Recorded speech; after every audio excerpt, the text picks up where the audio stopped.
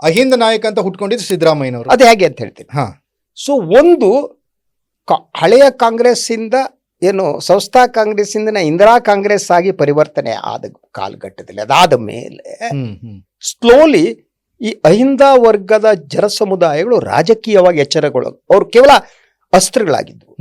So ಈ vacuum ಏನಿದೆ, ಕಾಂಗ್ರೆಸ್ಸು ನಿಜವಾಗಿ ಅಹಿಂದ ಪರವಾದ ರಾಜಕಾರಣವನ್ನೇ ಮಾಡ್ತಾ ಬಂದಿದ್ದು. ಆದ್ರೆ ಅಹಿಂದ ನಾಯಕರಿಗೆ ಅನ್ಯಾಯ ಆದಂತದ್ದು, ಆ ಗಾಯ ನೋವು ಈ ಸಮುದಾಯಕ್ಕಿತ್ತು. ಒಟ್ಟದ ಎಚ್ಚರ ಬಂಗಾರಪ್ಪನವ್ರಿಗೆ ಅವಕಾಶ ಕೊಟ್ಟಿಲ್ಲ, ಮೊಯ್ಲಿಯವರಿಗೆ ಕೊಟ್ಟಿಲ್ಲ, ಮತ್ತೆ ಎಸ್ ಎಂ ಕೃಷ್ಣ ಬಂದು ಕೂತರು.